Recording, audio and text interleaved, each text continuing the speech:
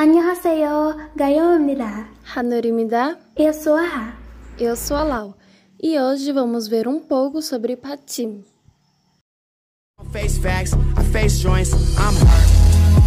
She said hurt people, yeah. She said hurt people, yeah. She said hurt.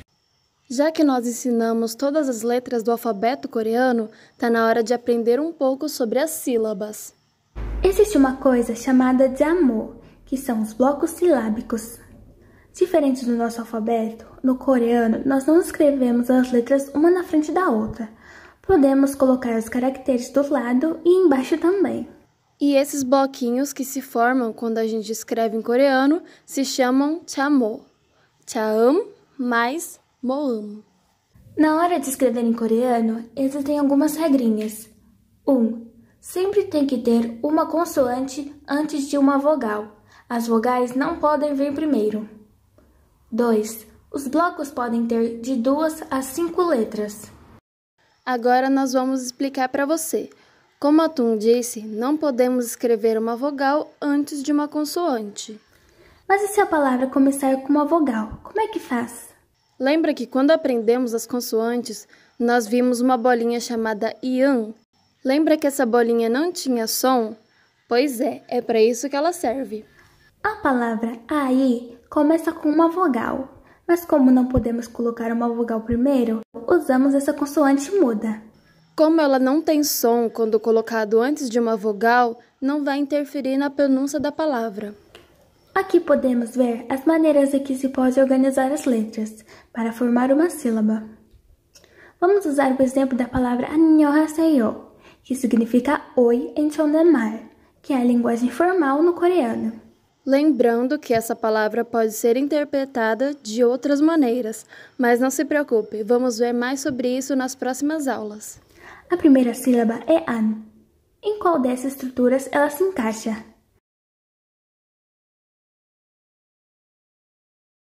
Consoante, vogal e consoante. No segundo bloco, nhon, temos a mesma estrutura, diferente do terceiro, quarto e quinto, onde temos apenas uma consoante e uma vogal. Ha, se, yo. Achou simples? Espero que sim, porque agora vamos falar sobre patim. Como você pode ver, na palavra 안녕하세요, o primeiro e o segundo bloco têm uma letra sozinha embaixo. Essas consoantes que ficam sozinhas são chamadas de patim. Existem 7 tipos de patim. O primeiro é o que tem o som de K, que são as letras Kyok, Kyuk e Sangyok. Podemos encontrar essas consoantes em 3 maneiras, mesmo sendo patim. Elas podem estar sozinhas, podem vir antes de uma vogal ou antes de uma consoante. Quando estão sozinhas, como patim, essas consoantes não têm som, ou melhor, são K mudo. Você vai pronunciar no fundo da garganta, como na palavra mo. Lembra que ensinamos que o K tem som de K e G? Quando essa consoante for seguida por uma vogal, o som é G. Como na palavra mogoyo. Mas as outras 2 consoantes, kyuk e sangyok, quando seguidas de vogais, permanecem com o som original. Quando são seguidas de consoantes, elas fortalecem o som da letra, como na palavra tteokbokki. Agora o piup, que teria som de B, já que está no meio da palavra. Agora que tem o som forte do sambiup, porque o kyok deixou o seu som mais forte, é como se o piup absorvesse o patim, e então o kyok não será mais pronunciado. Tteokbokki, tteokbokki, 떡볶이, Agora temos as consoantes com som de P, que são piup e piup. Quando estão sozinhas, essas consoantes têm o som de P mudo. Assim como na palavra ip. Quando seguidas por vogal, piup tem som de B e piup mantém o som original.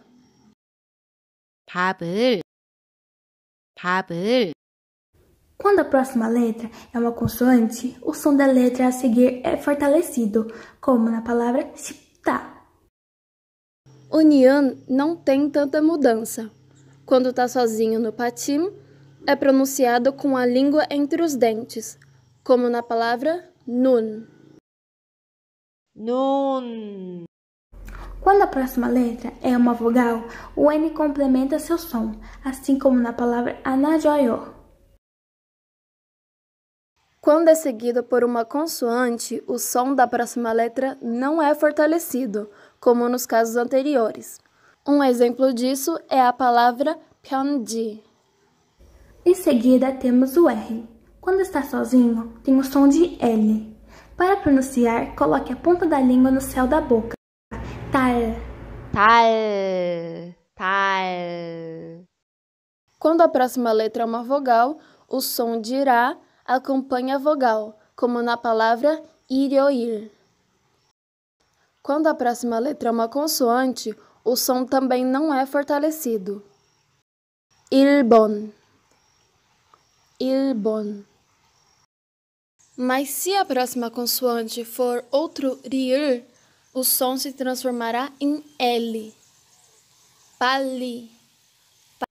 빨리. Miam sozinho como patim continua com o som de M, mas é pronunciado fechando os lábios.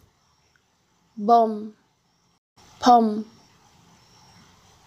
Seguindo por vogal, o som continua o mesmo, só completa a vogal. 여름에. Quando a próxima letra é uma consoante, o som não é fortalecido.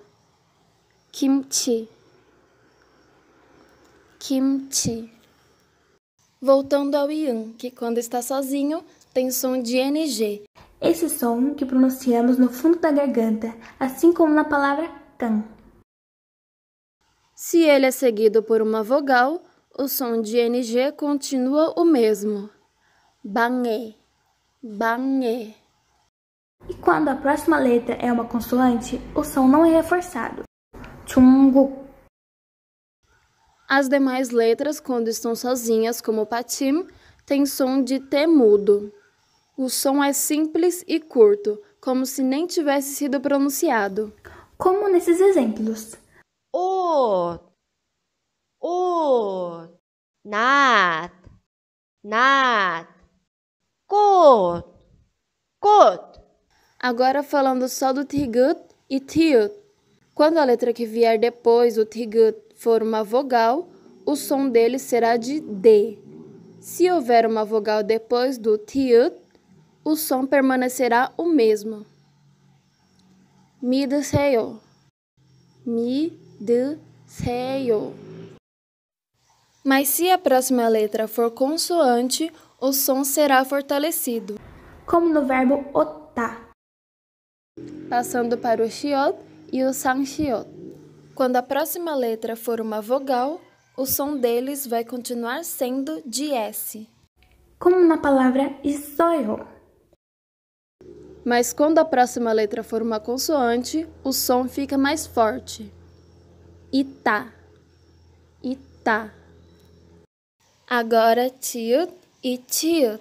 Quando a letra depois deles for uma vogal, tiut continua com o som original, mas tiut vai de tchá para já. Como na palavra 맞아요. Mas se a próxima letra for uma consoante, o som dela vai ser reforçado. Tchatá. Tchatá. Agora a última consoante, o riut.